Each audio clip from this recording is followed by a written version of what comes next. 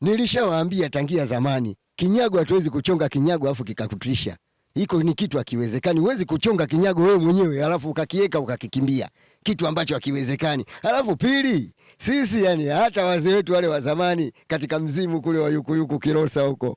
Umeona kwa Kideu watu walikuwa wanasema yani, umeona kwamba dimkumbile mwali ujue somo kajivua. Kwa ajili ya hiyo ina maana dimkumbile mwali somo kajivua. Somo anaogopa, ina maana kama Simba kashindwa hawa wengine wataweza? Hiyo ni misemo ya watu wa zamani, walikuwa wabahatishi kaka. Umeona? Kwa hiyo wewe kaa ukijua kabisa Yanga itaendelea kufanya vizuri mpaka mwisho wa ligi. Kwa hiyo usitarajie kwamba Yanga atadondosha pointi hapa, kitu ambacho hakiwezekani.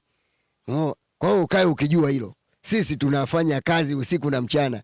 Na uwaga yani sisi tunaanza kuchungulia mechi kabla hatujafika uwanjani kaka.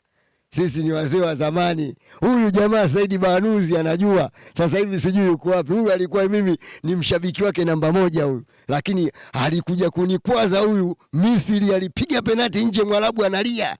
Sisi tunataka kuingia zetu robo finali huko. Yeye kapiga mnazi juu.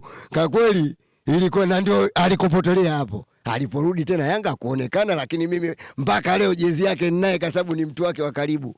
Na sielewi mpaka sasa hivi sijui ipo Dumila, sijui kwa wapi, sielewi. Banuzi alikuwa anapiga.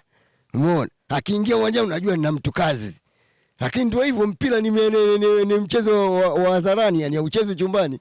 Unakuja na kuondoka. Kwa hiyo wamepita wachezaji wengi sana pale Yanga. Kwa hiyo sasa hivi hapa tuliokuwa nao hapa kuna Okelo, kuna Dube, kuna Buba Bache. Yani ni watu ambao leo nadhani watawaburudisha watu na watawashangaa. Mtu kama wewe Depu pale kati, wewe Kennedy Juma hawezi kumzuia Depu. Hana uwezo huo hata kidogo.